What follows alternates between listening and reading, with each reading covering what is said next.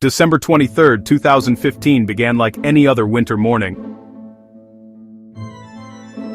In the quiet, affluent town of Ellington, Connecticut, snow dusted the lawns of pristine suburban homes, including the residence of Richard and Connie DeBate. To their friends and neighbors, the DeBates embodied the American dream. Richard was a successful computer network administrator.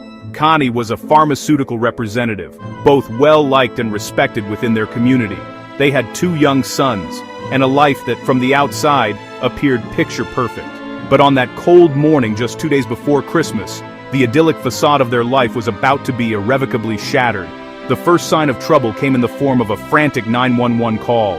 Richard DeBate claimed a terrifying home invasion had occurred. He told dispatchers that a tall, masked intruder dressed in camouflage had broken into their home, tied him up, and tragically, shot and killed his wife, Connie. When first responders arrived, they found a scene that seemed to support his harrowing story. Richard was found partially restrained, suffering from superficial cuts, and the house was in a state of disarray. The body of Connie DeBate was discovered in the basement. The story was horrifying, but in the initial chaos, it seemed plausible. The community mourned, and the police launched a massive manhunt for the mysterious camouflaged killer described by Richard. He presented himself as a grieving husband, a man who had just witnessed his wife's murder and narrowly escaped with his own life. His alibi seemed solid. He was a victim himself.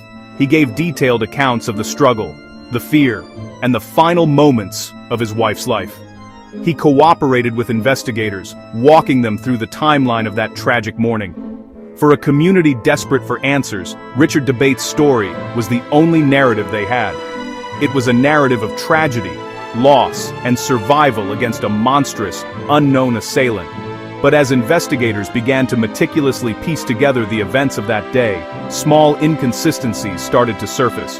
The details of Richard's account began to feel rehearsed, the staged crime scene a little too convenient, and his grief somehow hollow. The story of a random intruder, while terrifying, didn't quite align with the evidence they were slowly uncovering. Detectives are trained to look beyond the obvious, to question every detail and every statement. In the case of Connie DeBate's murder, they started to wonder if the most obvious story was, in fact, an elaborate and perfectly constructed lie, designed to hide a truth far more sinister than a random home invasion. The perfect alibi was about to be put to the ultimate test. In the days and weeks following Connie's death, the investigation appeared to stall. The search for the masked intruder yielded no suspects. The community remained on edge, grappling with the fear that a dangerous killer was still at large. Richard DeBate, meanwhile, continued to play the role of the devastated widower. He spoke at his wife's funeral, comforted his 2 young sons, and tried to rebuild a life shattered by unimaginable trauma. To the world, he was a man deserving of sympathy. But behind the closed doors of the investigation, detectives were focusing on a different kind of evidence, one that didn't rely on human memory or testimony. They were looking at the digital breadcrumbs we all leave behind in our modern lives.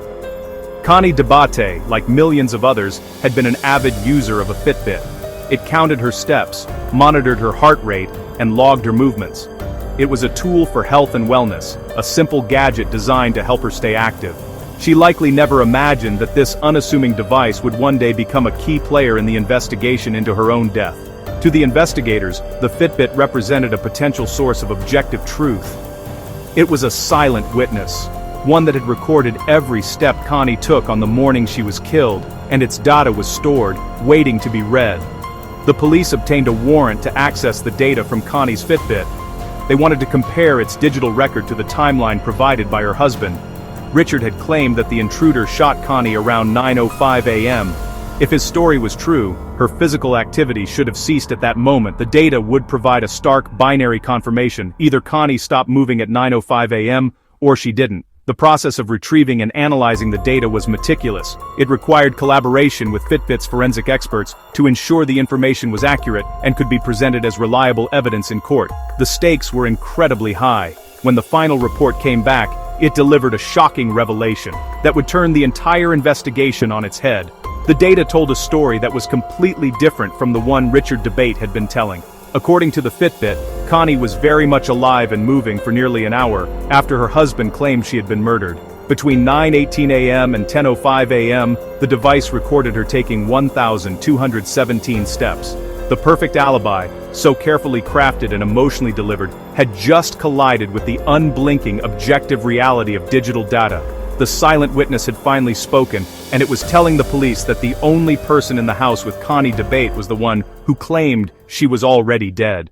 Before she was a headline, before she was a name in a court file, Connie DeBate was a vibrant and beloved woman. Born Concetta Margione, she was known to her friends and family as warm, intelligent, and ambitious. She was a mother, she was a wife, she was a daughter, and she was a successful professional. To understand the true weight of this tragedy, we must first look past the grim details of her death and see the person whose life was so violently cut short. Connie was described by those who knew her best as a force of nature, whose energy could light up a room and whose dedication to her family was unwavering. Her story did not begin on December 23, 2015. It was a rich and full life that ended on that day. Connie grew up in a close-knit family, and those values of connection and loyalty remained central to her. She remembered birthdays, she made time for a friend in need, she always put her two young sons first, Ryan and Connor. Her career as a pharmaceutical sales representative was a testament to her sharp mind and outgoing personality. She balanced the demands of a challenging career with the joys and responsibilities of motherhood, creating a warm and loving home for her family in Ellington. Friends remember Connie's infectious laugh and her pragmatic, no-nonsense approach to life. She was organized and meticulous, and the life she had built with Richard. From the outside, their marriage appeared to be a partnership of equals. They had met years earlier, fallen in love, and embarked on a journey together that seemed to be the very definition of the American dream. Pictures from their life show a smiling, happy couple, seemingly without a care in the world. This public image made the eventual truth all the more shocking. But even in the happiest of lives, unseen tensions can simmer beneath the surface. There were subtle changes in the dynamics of her marriage, fleeting comments about financial stress, and a general sense of unease that she occasionally let slip. These were not loud alarm bells, but quiet whispers of trouble that, in hindsight, painted a far more complicated picture of her life than anyone could have imagined. It was in these small, overlooked details that the first signs of the threat against her began to emerge, long before anyone understood the danger. In the months leading up to her death, friends and family started to notice subtle but troubling changes. Connie, who was typically so open and cheerful, occasionally seemed distant or preoccupied. While she never explicitly stated that her marriage was in trouble, she made passing comments that hinted at growing discord. She mentioned arguments over finances and disagreements about future plans. She was carrying a weight that she wasn't sharing fully with anyone, perhaps not even admitting its full extent to herself. One of the most significant sources of tension was Richard's spending habits. While Connie was pragmatic and careful with money, Richard had a tendency to be more impulsive, leading to financial strain that worried her. This stress was compounded by the complexities of their life, including managing a household with two young children and demanding careers. Connie, the meticulous planner, found herself in a situation that was becoming increasingly unpredictable and outside of her control, a deeply unsettling feeling for her. Beyond financial issues, there was a growing emotional distance between the couple. Friends recalled that Richard seemed less engaged, more withdrawn. The easy affection that had once defined their public interactions was sometimes replaced by a palpable tension. Connie was a problem solver by nature, and it's likely she was trying to find a way to fix her marriage. She was fighting for her family, unaware that the rules of the game had been secretly and irrevocably changed by her husband. This growing unease in her personal life made Connie feel vulnerable. It's a common theme. In cases of intimate partner violence, the victim often senses that something is wrong long before the threat becomes overt. Connie, being perceptive and intelligent, was undoubtedly picking up on these signals. But the threat was not just a phase, it was a calculated deception that was quietly escalating, hidden behind the closed doors of their perfect suburban home. The most devastating crack in the facade of the DeBates' marriage was not something Connie's friends could see. It was a secret Richard had been carefully guarding for years. While he played the part of a devoted husband, he was deeply involved in a long-term affair with another woman. This wasn't a fleeting indiscretion, it was a parallel life complete with promises of a future together. He had told his mistress that he was getting a divorce, weaving a complex web of lies to keep both women in his life. The situation reached a critical point just before Connie's murder. Richard's mistress became pregnant.